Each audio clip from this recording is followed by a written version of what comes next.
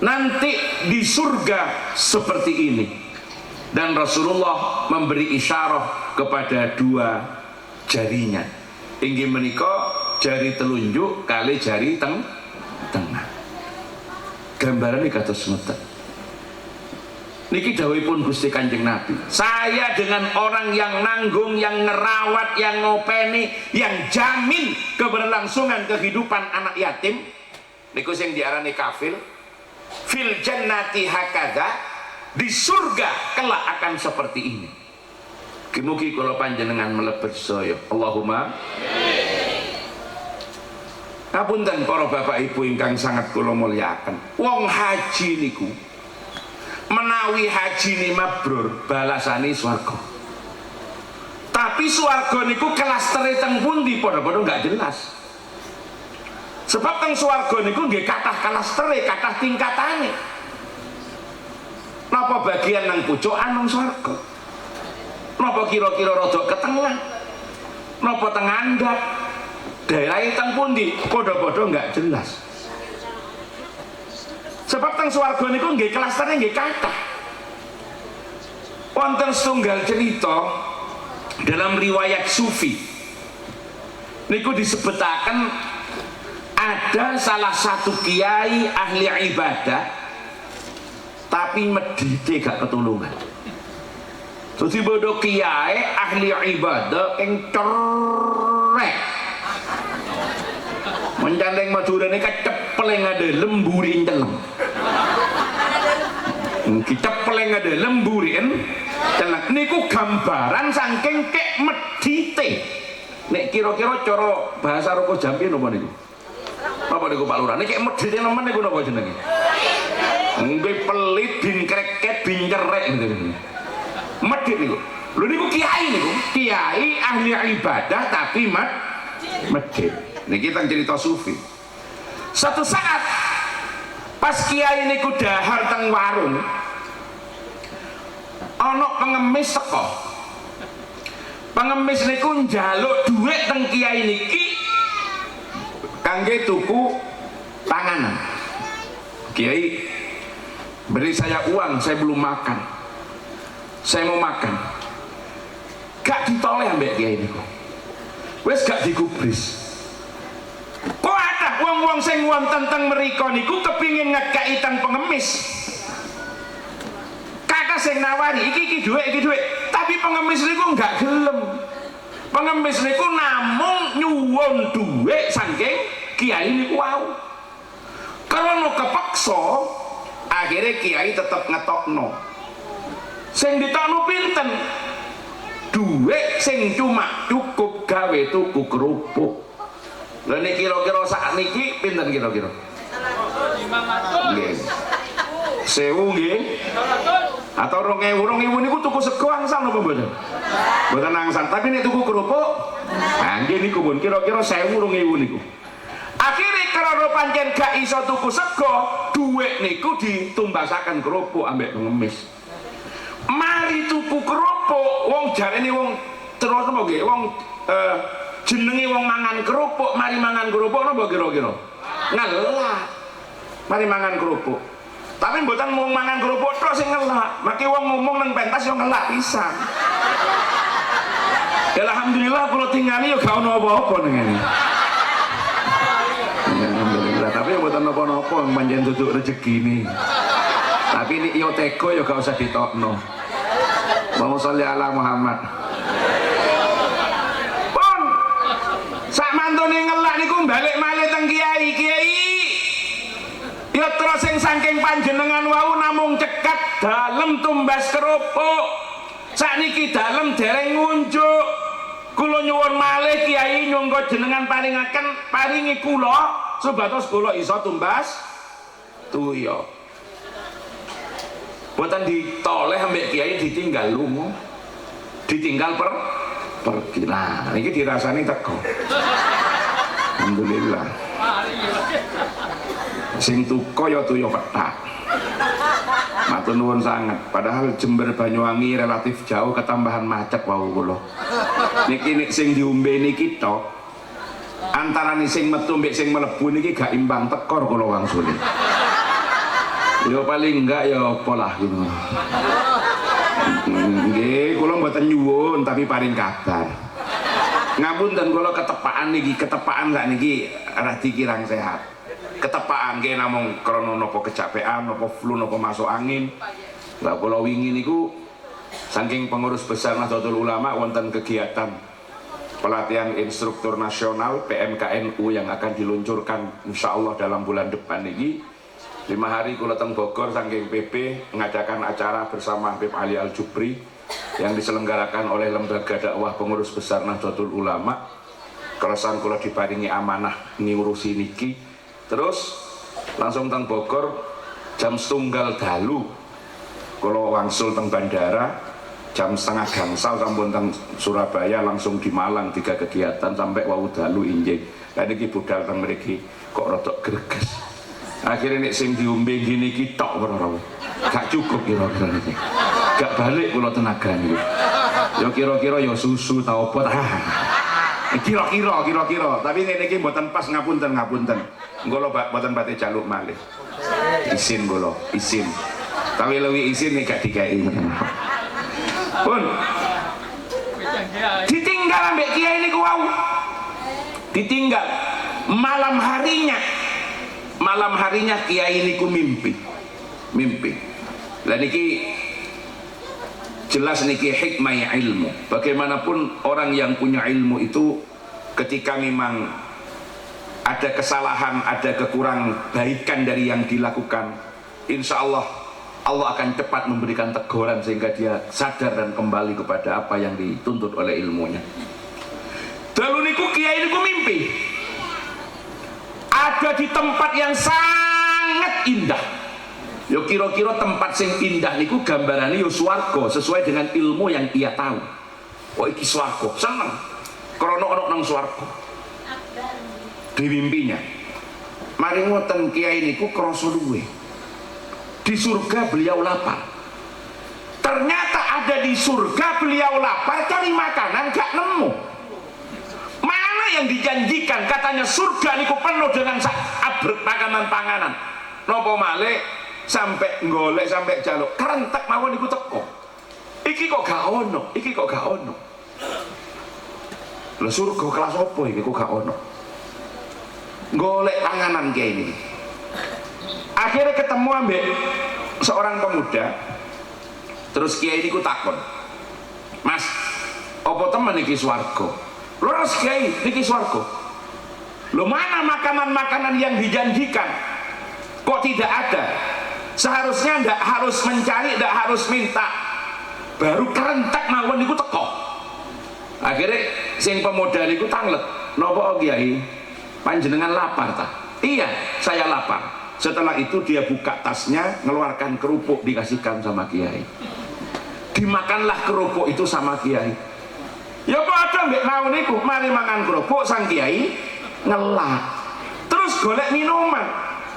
Mana yang dijanjikan? Katanya di surga itu ada madu, ada susu, ada sungai-sungai mengalir, ada telaga yang apabila minum dia tidak akan pernah haus lagi. Mana yang dijanjikan itu? Terus ditakoni mbek pemuda wau, "Ngapunten kiai, panjenengan ngelak ta?" "Iya, saya haus." "Ngapunten kiai, ketika panjenengan berada di dunia, panjenengan namung kirim kerupuk, mboten kirim banyu kiai." Akhirnya kiai niku tangi turu, kemeringet Pak kabeh Pak. Kemeringet, dan setelah itu dia menyadari kekurangannya yang selama ini, dan alhamdulillah kemudian beliau menjadi orang yang paling dermawan di kampungnya. Alhamdulillah. Artinya kelas tere swarga niku ya macam-macam. Saknajane padha mlebu swarga niku tingkatane yo dhewe-dhewe. Cuma di sini Rasulullah menegaskan ana wa kafilul yatim fil jannati hakadha. Aku ambek wong sing nanggung anak yatim, sing ngopeni anak yatim, sing jamin kehidupannya anak yatim di surga seperti ini, memberi isyarat kepada dua telunjuknya. Allahumma tapi sing perlu kula panjenengan catat, dawuhipun Kanjeng Nabi, ana wa kafilul yatim, sanes ana wa masih roksil yatim. Saya dengan yang nanggung anak yatim, ngopeni anak yatim, jamin keberlangsungan kehidupan anak yatim. Kanjeng Nabi mboten dawuh saya dengan yang ngusap kepalanya anak yatim. Allahumma sholli ala Muhammad. Tapi saat ini luar biasa para rawuh, kula tingali semangat Muharram. Napa malih tanggal 10 Muharram yang dikenal dengan hari Asyura. Semangat untuk mengusap kepalanya anak yatim itu luar biasa. Alhamdulillah. Itu memang salah satu amal yang dianjurkan di tanggal 10 Muharram, ngusap sirai anak yatim. Hanya ada 12 hal yang dianjurkan. Fi yaumi Asyura asrun tattasil bihadnatani walaha fadlun nukil sumsallisil zura aliman udwat tahil ra'sal yatimin satasaddaq wa utasil wasi'al iyali qalim dhafara wa suratal ikhlasi kul al-fantasil. Jadi salah satu yang dianjurkan di hari Asyura ngosap kepala anak yatim. Allahumma sholli ala Muhammad. Tapi kalau panjenengan kedah memahami, karena di dalam Islam itu banyak amalia-amalia yang itu merupakan simbolifikasi agama, yang disitulah kita harus menangkap makna dan tujuan yang sesungguhnya dari kegiatan-kegiatan yang merupakan simbolifikasi agama niku. Contoh orang haji niku kuatah dengan makna-makna simbolik. Di haji ada tawaf, ada sa'i. Itu gambaran nopo? Tawaf yang menggambarkan larutnya seorang hamba di kehadiran Allah, sementara sa'i gambaran bagaimana mencari kehidupan di dunia. Berarti mengajarkan kepada kita ada dua tugas yang harus kita laksanakan secara simultan serentak di dunia, mengerjakan pekerjaan yang terkait dengan kepentingan akhirat dan mengerjakan pekerjaan yang terkait dengan kepentingan dunia. Menjaga hubungan kita yang baik dengan Allah dan menjaga hubungan yang baik dengan sesama umat manusia. Itu simbol. Alhamdulillah, sing ditakoni susu sing metu teh. Niki gambaran nek teng mriki duduk suar. Matur nuwun. Nggih sing ditakoni susu, sing metu teh. Lha manjen duduk swarga ya maklum. Makanya nek cuma dikerentek gak metu sanajane niki. Napa malih kula bin salabin gak iso ganti susu iki. Ya wis, tapi carane nek oleh nikmat napa? Gak usah noleh nang perkara sing gak ono, sing ono langsung dinikmati. Insyaallah niku nikmat lan berkah. Alhamdulillah. Cuma sing ono tasih umek. Nek niki kula ombe sak niki mboten namung bibire sak untune copot. Makane tak enteni rada adem didik niku. Akhire balik malih nang iki. Ya wis. Iki dikai tapi durung dibuka. Sing golek pekerjaan nih.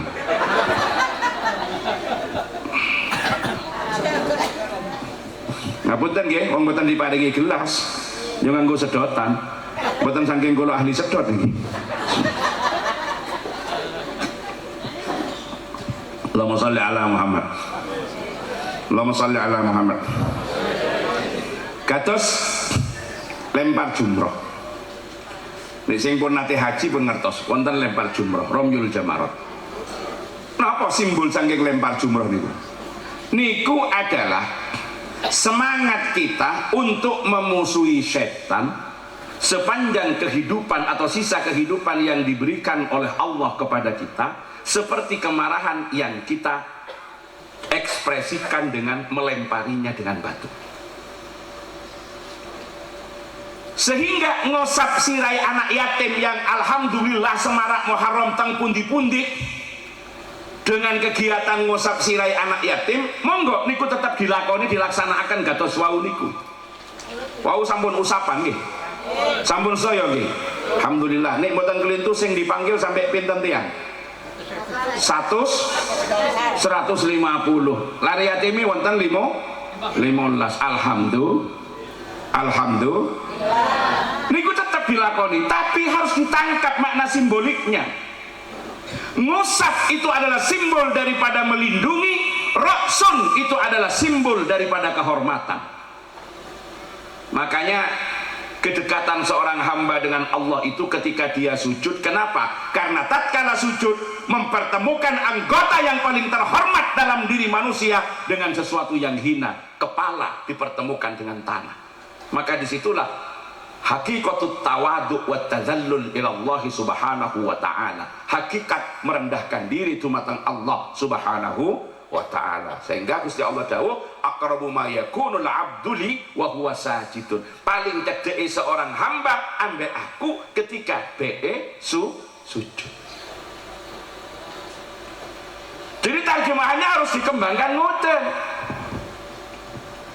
Yang dimaksudkan oleh Rasulullah ana wa kafirul yatim, boten ana wa masih rasul yatim sing bakal kempal kalian Kanjeng Nabi benjang teng swarganipun Allah subhanahu wa ta'ala. Allahumma. Tapi semangat ngosap niku diterusaken. Cuma ojo sampai mandek nang ngosap tok. Kula berkali-kali dugi teng acara usapan anak yatim niku. Alhamdulillah. Anak yatim wonten sing sampun saged ngadeg dhewe. Ana ayak yatim sing sik cilik sing durung iso mlaku sing tasik digendong ambek ibuke. Karena semua anak yatim didudukkan ketika akan diusap dan semuanya tidak berdiri sebab yang ngusap itu banyak sehingga tidak terlalu lama anak yatim. Ono sing ngusap niku kelerasan ngapunten niku Pak Kepala Desa wekdal niku. Ngapunten Pak. Ono sing ngusap Pak Kepala Desa. Cek suwene sing ngusap sirai anak yatim. Kok cek suwene tibake ditingali sing diusap duduk sirai anak yatim sirai mboke. Napa ngoten ketebaan mbok ya rada ayu. Akhire kerasa liya nang tangane niku diusap. Kok cek suwene sing ngusap iku. Tibake keliru, duduk sirai anak yatim pindah ke sebelah sing diusap niku. Tapi mboten napa-napa ngusap sirai anak yatim ngusap cuma diukur kula rawuh. Ngapunten. Cuma diukur. Kula niku nate dugi teng acara santunan anak yatim sing dugi nggih kira-kira 1000-an lebih. Tapi tidak dipanggil kata soal niku kan 150 pun terdaftar. Mantun ngoten panitia langsung memberi pengumuman, Bapak Ibu monggo siapa yang akan mengusap anak yatim. Langsung diparingi kotak teng ngarep napa. Maju naruh uang di kotak terus ngusap. Anak yatimnya ada sekitar 30-an. Tapi 1000 orang itu maju semua. Naruh uang di situ ngusap. Kalau kula taklot, kira-kira sing ditaruh itu duwe piro? Ada yang naruh 50.000, ada yang naruh 100.000. Lah akhirnya kalau mikir, kalau naruh 50.000 terus ngosap sirai wong 30, berarti 50.000 niku nek dibagi 30 sak usapan gak sampai 2.000 niku. Monggo kula aja mikir jenengan. Allahumma sholli ala Muhammad. Terus yang nomor loro, anak yatim 30 niku nek wong 1000 maju kabeh, berarti sirai niku diusap sampai ping 1000. Kula sanjang nang panitia. Oleh piro anak yatim itu? Ya insya Allah sekitar 700 sampai 1 juta. Iku nek sampai keseliu lehere krono sing ngusap keakean, kira-kira gak cukup sing diterima iku. Nggih napa nggih? Lho kadang-kadang kan ono sing gemes ta.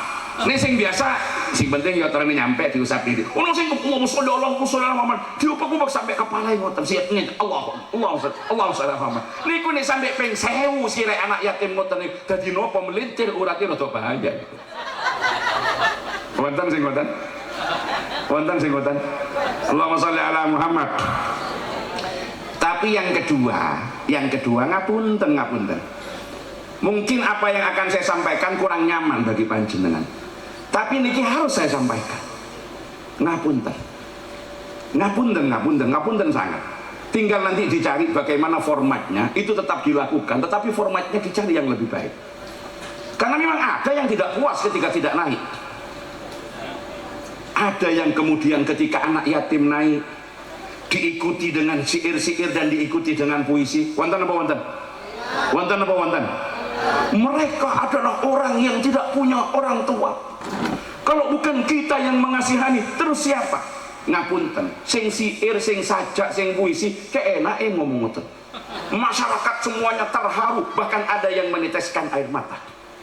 Tapi ngapunten sangat, adakah yang berpikir tentang mentalitas terhadap anak yatim dan pengaruhnya diposisikan seperti itu? Ngapunten, karena NU akhirnya sering dicaci maki oleh orang gara-gara yang seperti ini. Ada enggak yang berpikir bagaimana turunnya mentalitas dia, inferioritas yang akan terjadi ketika diposisikan dengan dramatisir seperti ngoten? Apakah itu sejatinya yang diajarkan di dalam Islam? Ngapunten, ngapunten, mungkin ini kurang cocok, tapi saya harus menyampaikan. Allahumma sholli ala Muhammad. Ditambah dengan syair, ditambah dengan puisi, kan langsung menandakan, memposisikan dia sangat inferior sebagai orang yang harus dikasihani. Kalau ingin membantu anak yatim cukup simbolis, daftarkan secara bertanggung jawab, ada 15 anak yatim yang akan kita bantu saat ini, penyerahannya cukup dilakukan 1 orang, kalau perlu mereka tidak usah ditampakkan ke depan untuk dihadirkan. Itu lebih penting dari ini. Ngapunten, kalau panjenengan ngusap sirai anak yatim niku kepentingan niku lo panjenengan apa kepentingan anak yatim?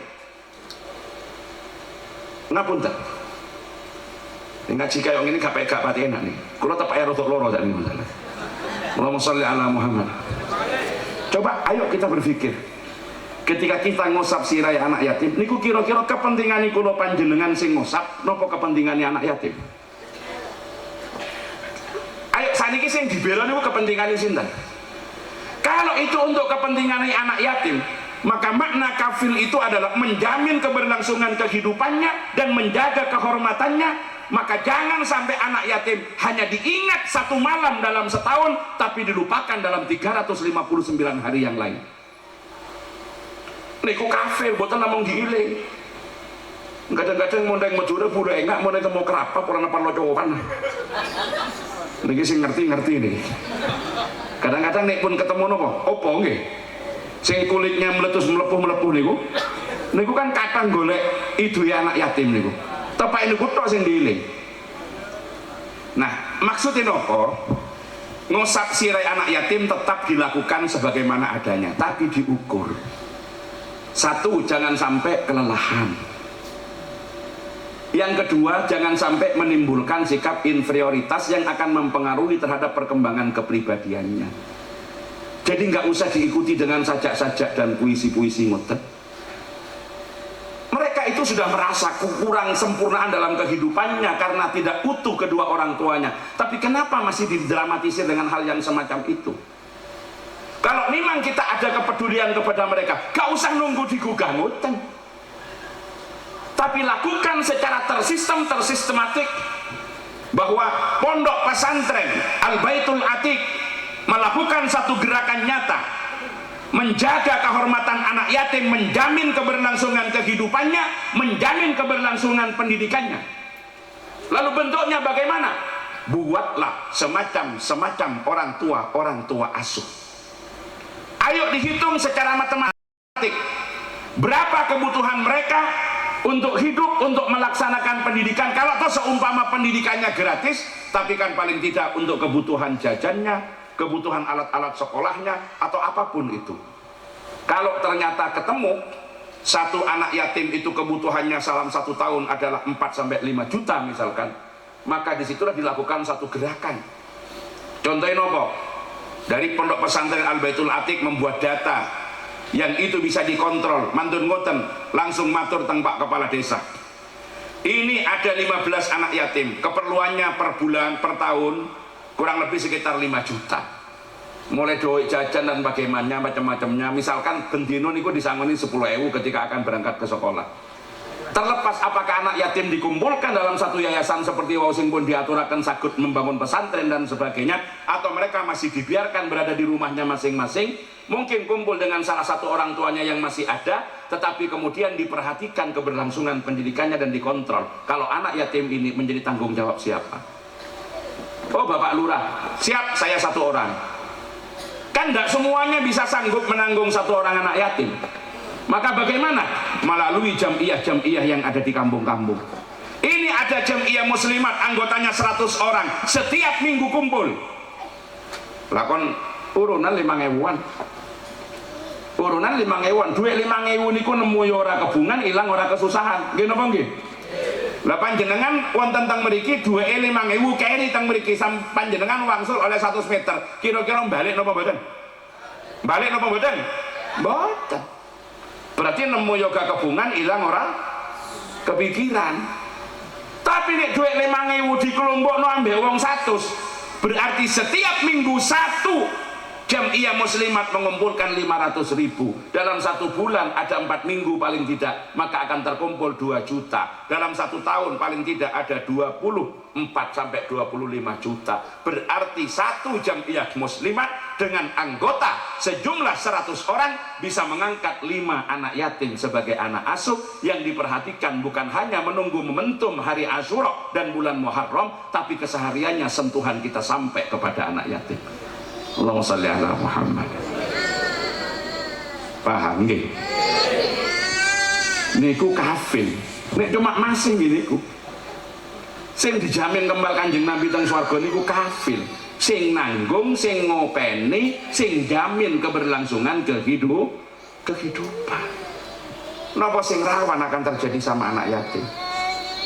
Jangan hanya diingat 1 malam dalam 1 tahun, tapi dilupakan 359 hari yang lain. Gerakan-gerakan nyata niki. Tetapi seperti apapun kekuatan Bapak Kepala Desa, Bapak Camat, Bapak Bupati, kalau akan mengangkat anak yatim sebagai anak asuh, itu hanya pribadi per pribadi. Namun apabila terdata secara baik, kemudian dimasukkan di dalam program, sehingga di desa meriki, desa apa meriki? Surat Karang di desa Karangbendo melalui napa istilahnya, musyawarah desa nggih, napa istilahnya, musdes, untuk menetapkan anggaran pendapatan dan belanja desa dari manapun sumbernya, termasuk dari ADD dan lain sebagainya, ternyata bisa dimasukkan program itu. Maka khidmah Bapak Kepala Desa akan jauh lebih luas daripada kapasitas pribadi untuk kemudian membantu. Nopo malih sampai ke tingkat kabupaten. Nah disitulah kebetulan pemanfaatan jabatan untuk kepentingan yang terbaik.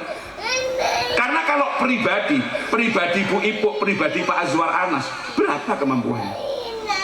Tapi sebagai seorang pemimpin, sebagai seorang bupati, ketika itu semua problem-problem keumatan, problem-problem kerakyatan dimasukkan kepada APBD yang kemudian diprogramkan, yang disetujui oleh DPRD setempat, maka disitulah kemudian akan masuk dalam sabda Rasulullah, sebaik-baik rumah adalah rumah di mana ada anak yatim diperlakukan dengan baik. Apabila kita perluas, maka pengertiannya sebaik-baik kampung adalah kampung yang di situ ada anak yatim diperlakukan dengan baik, dan sebaik-baik desa adalah desa yang di situ ada anak yatim yang diperlakukan dengan baik. Nik pun ngoten jaminani ana wa kafirul yatim, kepala desa akan bersanding dengan Rasulullah kelak di surganya Allah Subhanahu wa taala. Allahumma. Pengasuh pondok pesantren Al Baitul Atiq akan bersanding dengan Rasulullah kelak di surganya Allah. Tapi catatannya kebutuhannya setahun. Ojo namung sak wengi sing diiling dalam 1 tahun. Allahumma sholli ala Muhammad. Panjang nek kulo diskusi ambek kanca-kanca, ya apa sih kok semangati orang-orang? Ya kepuasan memang. Kalau tidak maju satu-satu ndak ngusap niku panjang nggak puas. Nggih napa nggih? Tapi sekarang ayo kita refleksi, kita kembalikan. Ngusap niku kepentingan kula panjenengan apa kepentingannya anak yatim? Nek kepentingannya anak yatim sing ono nang mburi wis gak usah maju. Gak apa-apa gak ngusap, padha ae, sing penting duweke nyampe. Ketimbang ngusap duwe titik luwih apik gak usah ngusap pokoke akeh. Nggih napa nggih? Nah, ini setelah kita ngerti problemnya, tapi kecuali memang untuk kepentingan kita monggo. Karena memang ini dianjurkan ya. Betul, ini dianjurkan, cuma harus kita ukur. Ada kaidah yang mengatakan darul mafasid muqaddamun ala jalbil masalih. Harus kita ukur. Apabila dengan kondisi yang seperti itu justru akan menimbulkan inferioritas terhadap anak yatim dan kehilangan kepercayaan diri, merasa dirinya sebagai orang yang perlu dikasihani, itu membangkitkan lebih sulit kalau dalam dunia pendidikan, maka itu monggo dipertimbangkan.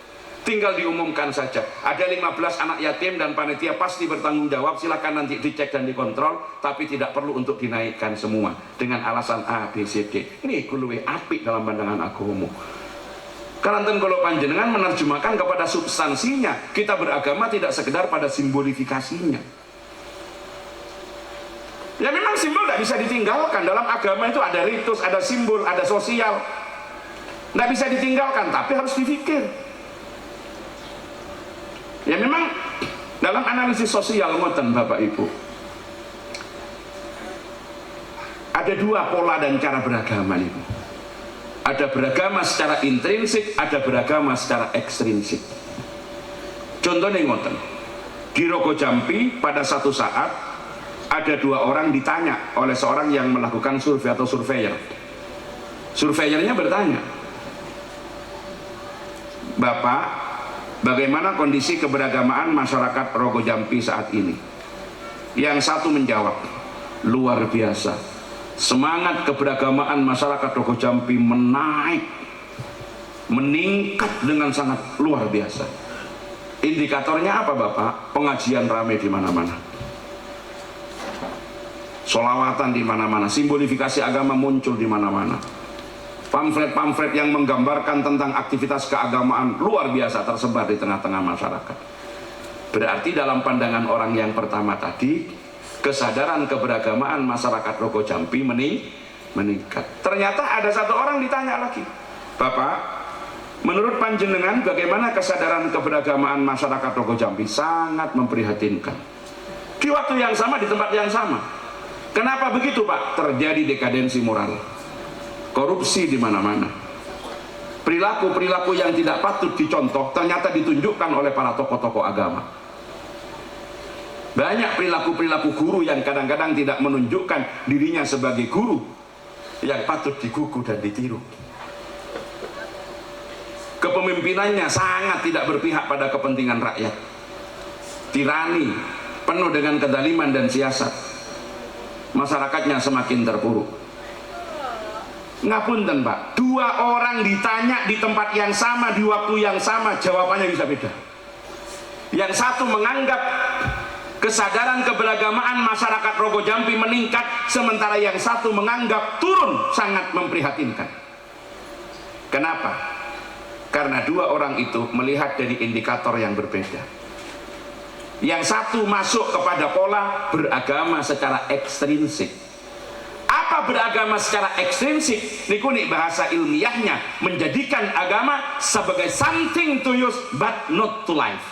Agama hanya dijadikan sebagai identitas bagi pemeluk agama, tapi bukan dijadikan sebagai roh dan inspirasi secara total dalam kehidupannya. Dia sholat Jumat karena dia takut diklaim, dicap sebagai orang non-muslim. Dia datang pada acara-acara keberagamaan karena dia tidak mau terasingkan dari tetangganya. Tapi sedikit pun roh daripada ajaran agama tidak pernah menyentuh kepada kalbu dan nuraninya, sehingga tidak merubah terhadap perilaku asasi yang harus ia lakukan. Tapi beda dengan yang kedua, dia tidak butuh dengan hal-hal yang seperti itu. Dia tidak butuh dengan bagaimana yang akan muncul stigma yang diucapkan oleh masyarakat.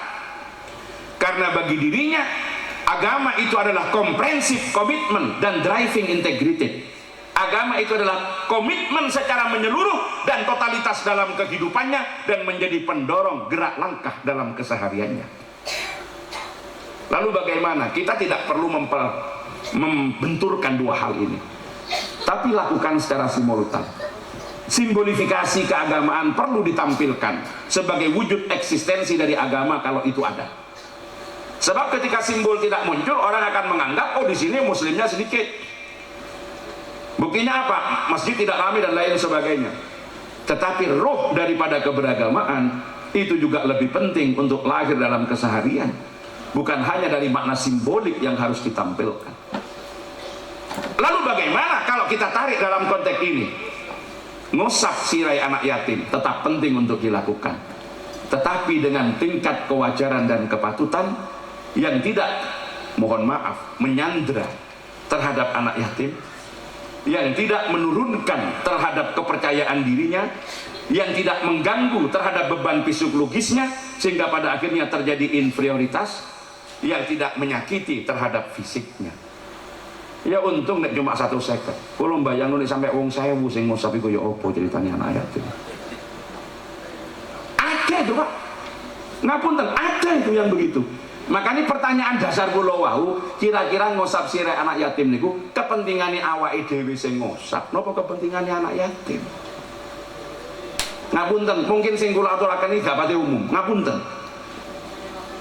Tapi kita harus melakukan perubahan-perubahan dalam pemahaman keagamaan niku. Allahumma sholli ala Muhammad. Niku dasare. Ketika kita memang larut dalam simbolifikasi tanpa memikirkan akibat, ada kepuasan, kan leres.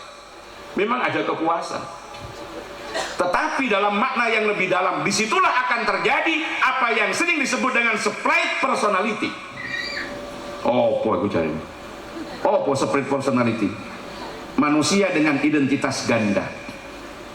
Ngapunten, sing nembe haji, betapa banyak orang yang haji itu merasa puas kalau dia bisa menyentuh Hajar Aswad. Tetapi dia tidak peduli betapa banyak kepala orang yang dilangkai dan dibenturkan. Sekarang di mana letak agama itu? Ngapunten, ngapunten. Sing pun nate haji, sing umroh bentahun ini, ngapunten. Betapa banyak orang yang merasa puas ketika dia mampu berlama-lama di Raudhah. Alhamdulillah, saya mulai asar sampai isya tidak bergerak di Raudhah. Tapi dia tidak berpikir sedikit pun orang yang ngantri di luar yang ingin mendapatkan kesempatan yang sama. Lalu di mana makna agama itu? Ngapunten, menawi niki rada ekstrim. Ngapunten. Kadang-kadang ada orang puas ketika dia mampu menembus dan ada di sop paling awal. Tapi ketika dia akan berangkat ke sop paling awal, dia harus melangkai sekian kepala yang harus dilangkai. Di mana lagi? Ini yang disebut dengan split personality. Jadi identitas yang bertabrakan, di satu sisi seakan-akan ia tampil sebagai orang yang soleh, tapi di sisi lain ia menjadi orang yang paling korup dalam berbagai bentuknya. Disitulah ketika makna daripada agama tidak mampu menjadi pendorong terhadap perilaku secara totalitas dalam kehidupannya. Allahumma sholli ala Muhammad. Nah niki para rawuh sedaya. Jadi beragama memang butuh simbol, tapi jangan larut di sini. Sehingga yang harus kita bangun adalah kesadaran kolektif daripada umat beragama untuk memiliki kepedulian terhadap kebutuhan sesama. Maka gerakan yang lebih nyata gini, karena banyak di kampung-kampung niku namung remeni setahun sepisan. Duit dikumpulkan selama setahun tapi diberikan hanya 1 kali dalam setahun. Seakan-akan anak yatim hanya dibikin tersenyum dalam 1 hari, tapi kemudian ada penderitaan atau ada ketidakmampuan memenuhi kebutuhan pada sisa hari yang lain. Maka wujudkan ngusap sirai anak yatim itu dalam bentuk nopo para rawuh sedaya, dalam bentuk program-program nyata yang di situ betul-betul akan menjamin keberlangsungan kehidupan, keberlangsungan pendidikan, serta terjaganya kehormatan daripada anak yatim. Lakukan kontrol kepada mereka. Problem yang paling mendasar dihadapi anak yatim niku wonten kalih. Sing nomor setunggal, kelangsungan, keberlangsungan pendidikan dan terjaganya kehormatan. Hadirkan diri kita dalam kehidupan mereka, bahwa kita ada untuk mereka, kita awasi perkembangan kepribadian mereka, kita jamin keselamatan pergaulan mereka, kita juga jamin keberlangsungan pendidikannya. Sehingga anak yatim tidak merasa mereka tidak punya siapa-siapa. Karena ternyata ada banyak orang tua yang mengawasi saya, ada banyak orang tua yang menyayangi saya, ada banyak orang tua yang masih memikirkan saya. Niku makna daripada mashu roksil yatim. Jadi ngosap sirai anak yatim, ngosap adalah menjaga kehormatan anak yatim. Ngosap niku melindungi, roksun itu adalah kehormatan. Monggo niki tetap dilakoni, tetapi harus berangkat naik kepada makna yang lebih tinggi. Karena agama jangan hanya ditangkap dari sisi simbolifikasi dan formalismenya saja, tapi harus mendasar kepada roh kehidupan yang nyata di dalam beragama. Allahumma sholli ala Muhammad. Tetap sing wau niku tetap, urunan ini niku tetap, bantuan ini tetap. Tapi gak usah sampai wong 1000 mlebu kabeh, munggah kabeh nang pentas. Karena khawatir ngelelahno anak yatim. Ojo kabeh ngusap sirahe, khawatir keselio gawe pijet gak cukup. Paham maksud kula nggih? Jadi berangkat dari pikiran dasar nopo, ini untuk kepentingan kita atau untuk kepentingan anak yatim. Pancen nopo sing kula aturaken kadang-kadang dianggap ini kurang menyesuaikan. Ingat, problem pengawasan itu nopo maknanya? Memberikan solusi terhadap problem kemasyarakatan dengan kacamata atau cara pandang agama, atau menerjemahkan agama dalam kehidupan nyata supaya agama betul-betul diamalkan dalam keseharian. Jadi jangan sekedar menyenangkan dan orang itu menjadi senang. Justru nek panitia niki tersinggung, kula mboten diundang malih, alhamdulillah kula sujud syukur kula. Ini berarti mau berpikir nanti akhirnya, mau berpikir. Tapi niki mboten sinten-sinten kok. Untuk diri kita sendiri bahwa harus ada perbaikan secara total, secara menyeluruh dalam kehidupan beragama. Jangan larut pada hal-hal sing ngoten yang menimbulkan efek-efek dalam kehidupan. Ngapunten nek panjenengan kepanggih ditingali guru-guru, dosen-dosen sing menekuni masalah pendidikan anak, memahami tentang masalah psikologi, ini dampaknya luar biasa loh. Ketika anak yatim maju kemudian dikasih puisi-puisi, itu bukan malah menggugah dan mengangkat, tapi malah menurunkan mentalnya, dan mereka menjadi anak yang inferior, malu mereka itu. Makanya kalau memang seperti itu, tidak perlu semuanya dihadirkan ke atas pentas. Yang paling penting sentuhan bantuannya yang nyampe. Ngapunten nggih sedaya niki yai pun rawuh, kalau tak cek nih menawi niki pun saged diunjuk, kalau unjuk kalau mandap. Allahumma sholli ala Muhammad. Lumayan, untuk panas titik.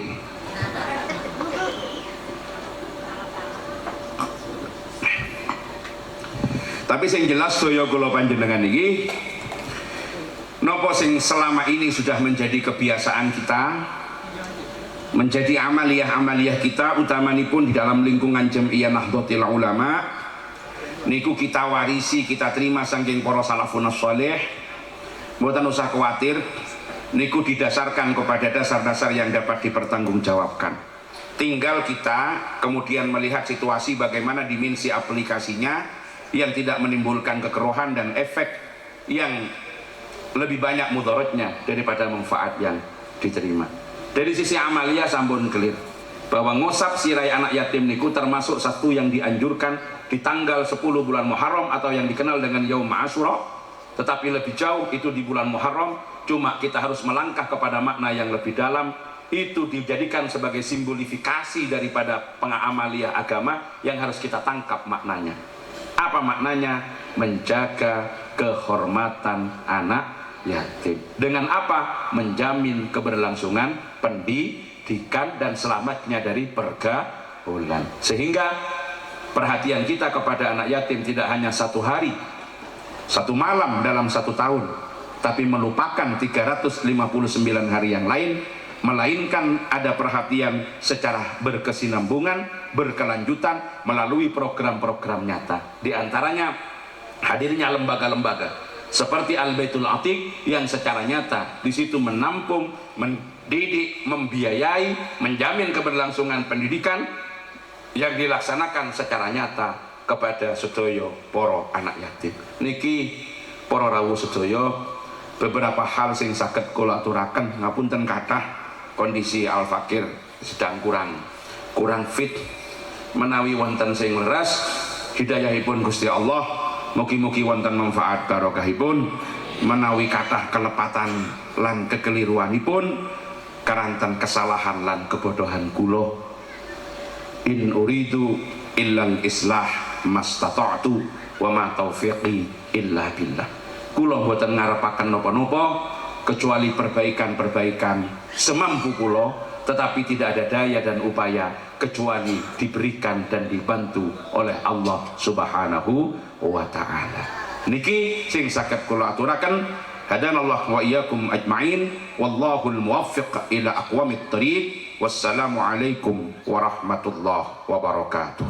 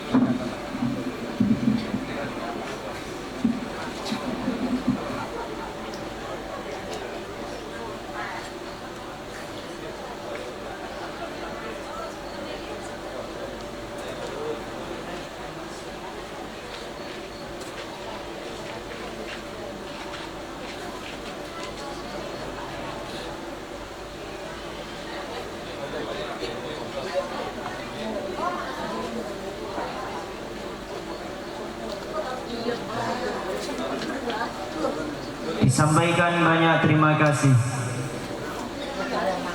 Semoga dari apa yang telah disampaikan tadi kita semua dapat mengaplikasikannya di kehidupan sehari-hari, dan semoga kita semua mendapatkan rahmat dan berkah dari Allah Subhanahu wa taala. Amin amin ya rabbal alamin. Memasuki Mau'izatul Hasanah yang kedua sekaligus pembacaan doa akan disampaikan oleh Kiai Haji Abdul Ghaffar dari Rogo Jambi. Sebelumnya kami selaku pembawa acara memohon maaf bila ada salah kata yang disengaja maupun tidak disengaja. Kami mohon maaf yang sebesar-besarnya. Kami akhiri, wassalamualaikum warahmatullahi wabarakatuh. Kepada beliau Kiai Haji Abdul Ghaffar kami persilahkan. Allahumma salli ala Muhammad.